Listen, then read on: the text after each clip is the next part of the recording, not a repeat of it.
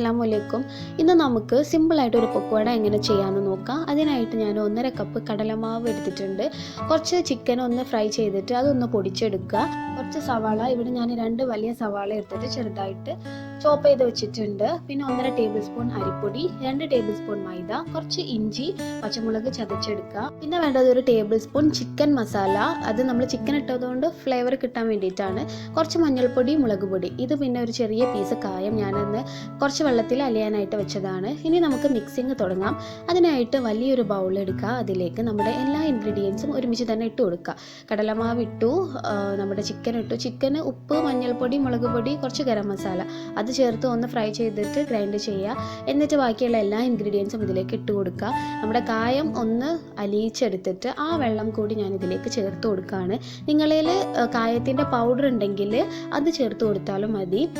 എന്നിട്ട് ഇതെല്ലാം ഇളക്കി യോജിപ്പിക്കുക. ആവശ്യത്തിന് വെള്ളം ഒഴിച്ചിട്ട് ഇളക്കി യോജിപ്പിക്കുക. ഇതിൽ ഞാൻ ഉപ്പ് ഏറ്റവും അവസാനമാണ് ചേർക്കുന്നത്.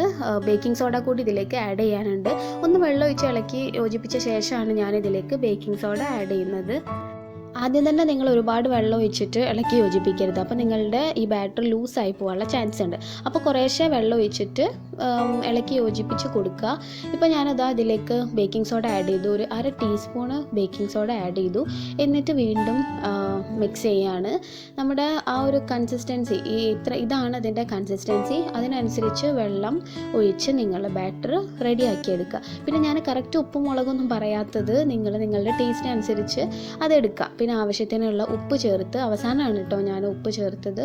ഉപ്പ് ചേർത്ത് അതൊന്ന് ഇളക്കി യോജിപ്പിക്കുക. നമ്മുടെ ബാറ്റർ റെഡി ആയിട്ടുണ്ട്. ഇനി ഇതിലേക്ക് ഞാൻ കുറച്ച് മല്ലിയില കൂടി ആഡ് ചെയ്യാണ്. ഇതൊക്കെ ആ ഫ്ലേവർ കിട്ടാൻ വേണ്ടിയിട്ടാണ്. അപ്പോൾ ഇഞ്ചി, മുളക് അതൊക്കെ നിങ്ങളുടെ ഇഷ്ടത്തിനനുസരിച്ച് എടുക്കുക. പിന്നെ ഇതിൽ ഞാൻ വെളുത്തുള്ളി ചേർത്തിട്ടില്ല. അത് ഞാൻ ഫ്രൈ ചെയ്യുന്നതിലാണ് ചേർക്കുന്നത്. അപ്പോൾ ഇതാ നമ്മുടെ ബാറ്റർ റെഡി ആയിട്ടുണ്ട്. ഇനി നമുക്ക് ഫ്രൈ ചെയ്യാം. അതിനായിട്ട് ഞാനിതാ നമ്മുടെ ഇരുമ്പ് ചട്ടി വെച്ചിട്ടുണ്ട്. ഓയിൽ ചേർത്തു. അതിലേക്ക് തൊലിയോട് കൂടിയിട്ടുള്ള വെളുത്തുള്ളി, കുറച്ച് കറിവേപ്പില ഇട്ട് കൊടുത്തു. എന്നിട്ട് നമ്മുടെ ബാറ്റർ ഇതാ സ്പൂണ് കൊണ്ടാണ് ഞാൻ ആദ്യം ചെയ്യുന്നത്. സ്പൂണ് കൊണ്ട് നമ്മൾ സ്ട്രീറ്റിൽ കാണുന്ന പോലെ പക്കോട ഒഴിച്ചു കൊടുക്കുക അതിലേക്ക്.